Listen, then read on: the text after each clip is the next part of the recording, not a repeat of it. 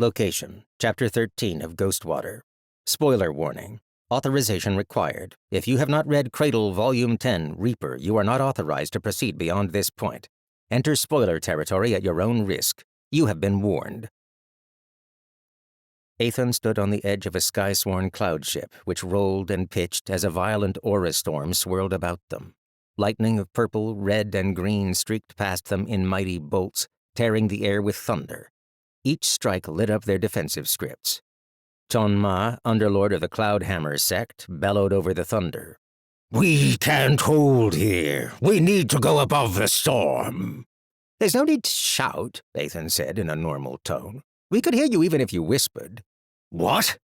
Narusaya rolled her eyes, which Ethan was sure was directed at him, though she stood behind him. She knew he could see everything. "Don't listen to Ethan," she called to Chon Ma, shouting so he could hear. "We should land. The target is below us." Ethan had sensed their quarry already, of course. Longhook, the emissary of Red Moon Hall, was no doubt counting on the storm to cover his escape. If the Skysworn had sent different underlords, he might have even made it. Chon Ma seized the control panel, flexing muscular arms as he flooded the script with Cloud Mantra. Ethan didn't think the display was necessary. Fueling a script didn't require physical strength. "No need," Ethan said loudly. "I'll go after him alone." Seiya and Chon Ma stared at him. "Unspoken words can hurt just as much as spoken ones," Ethan pointed out. "We go together," Chon Ma said firmly. "He's defeated me once. Beating him to death while he's already weak and wounded is the only way to restore my impeccable honor." Ethan couldn't be sure how much of that Chon Ma heard over the roar of the storm, but Seiya shrugged. "Sure. Faster to land one person than a cloud ship anyway. Off you go." She was looking forward to bailing him out, he was certain. He had to descend through an aura storm, face a Red Moon underlord who, though wounded, still had his blood shadow, and expose himself to any allies Longhook might have. There were more emissaries of the Hall out there, and it was entirely possible that they might sense his battle and come running to save their ally. The peacock feathers behind her ear were wet with rain, but Seiya still stood there with arms crossed, smug certainty on her face. He was going to get himself into trouble, and she would have to save him. So she thought, at least. And she might be right, as far as he knew. Even so, he couldn't resist the temptation. He beamed at her with much exaggerated confidence, tapped the brim of an invisible hat, and tossed himself off the side of the ship. Within seconds, he was almost fried by a bolt of lightning. That wouldn't kill him, but it would have scorched his clothes, so he put a little more of his soul fire into pushing the storm's wild, vital aura away. He had already been repelling rain, but lightning was a touch harder. Not the best use of power, given that he was going into a fight. Then again, if he was able to fight the way he wanted to, he had power to spare. As he approached the ground, he withdrew a green 1,000-mile cloud and used it to slow his descent, speeding after the pathetic figure with a half-scorched hair hobbling over the muddy ground. Longhook spun around, raising his oversized hook on the end of its chain. Ethan had already leaped behind him, leaving his cloud floating in midair as a distraction. He released his rain-blocking effect and unfolded an umbrella, angling it to keep himself dry. When Longhook continued scanning his spirit in the wrong direction, Ethan called out, "Excuse me." Predictably, Longhook pivoted by tossing out his hook and chain in a wide, sweeping arc toward Ethan's face. Ethan tilted his head back to avoid the attack. It got his hopes up. Longhook had some strength in him yet, but he needed to be more motivated to fight. "Slower than last time," Ethan taunted. "Wounds catching up to you?" Longhook didn't fall for it, at least not obviously. Instead, his spirit reached up into the clouds, where he found the cloud ship. "I'd like you to know that it was a High Gold who operated the launcher construct that almost killed you," Ethan went on. He was nothing if not persistent with his taunts. "I reinforced it with my soul fire, of course, but even so, sometimes the simplest of tricks can bring down the largest game." Ethan believed that wholeheartedly. But the game he pursued was not Longhook of Red Moon Hall. "What do you want?" Longhook asked in his wounded, raspy voice. An ordinary underlord might not have heard him, but of course Ethan did. "They have agreed not to interfere. It was easier to get them to agree. I think they want to see me suffer.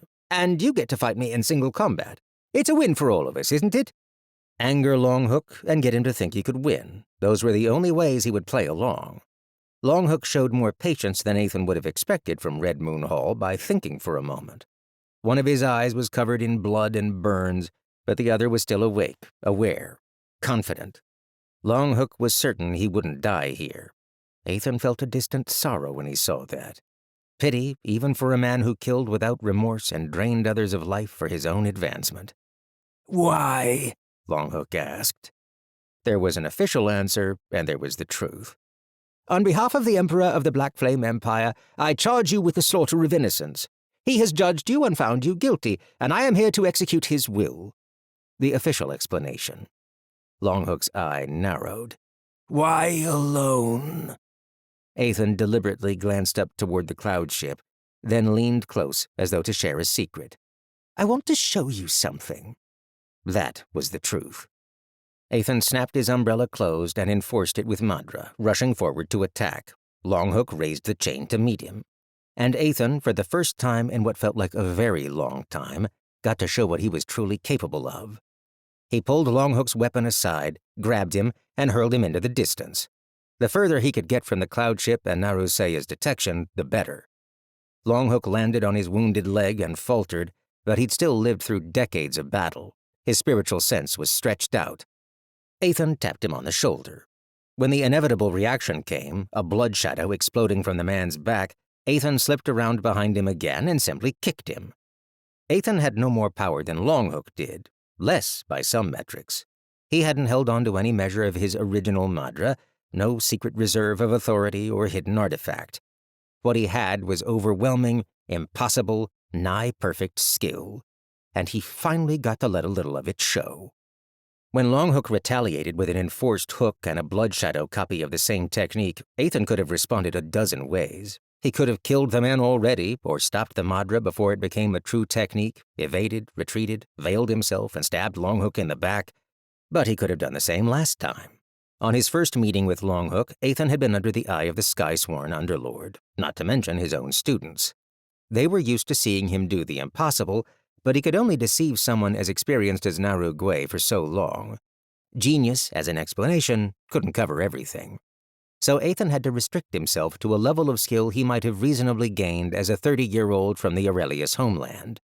Often, Ethan enjoyed playing his role. It was fun to keep secrets from others, to deceive the entire universe. But sometimes, he wanted to show who he really was. Ethan responded to the double hook attack directly, dispersing the forged technique and rolling the enforced hook aside with his forearm.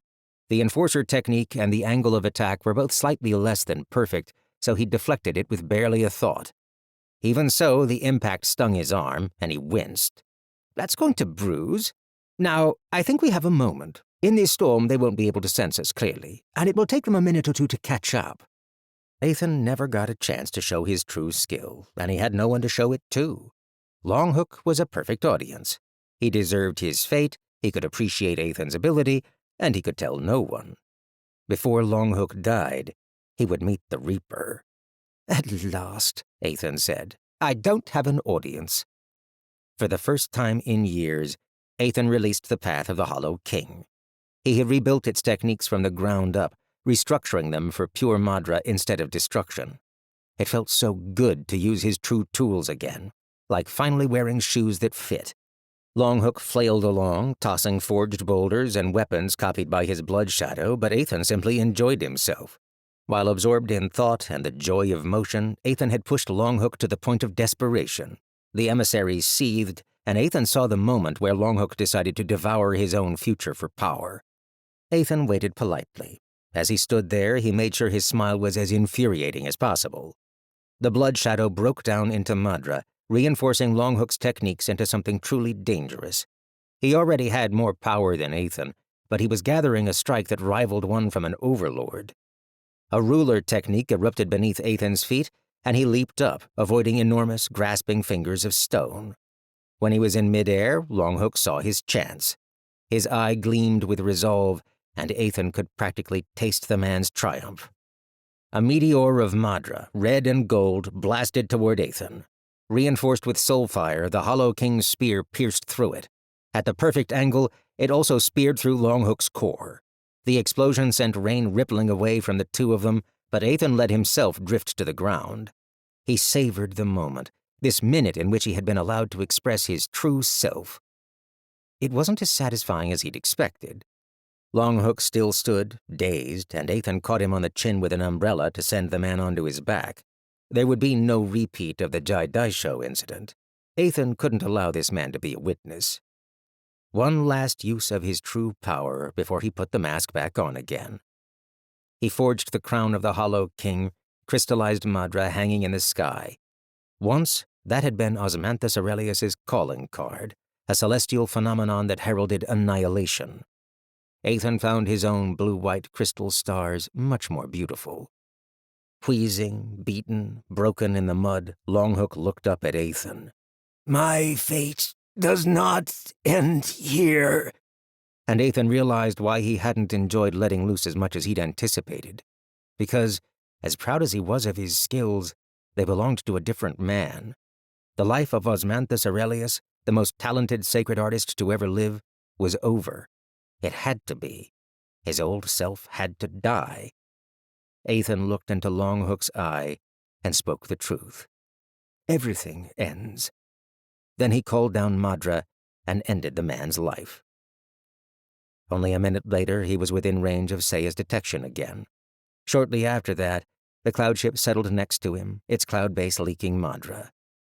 Heavens take me, Saya muttered from across the ship, 50 yards away. You actually got him. Ethan turned toward her and beamed her a smile.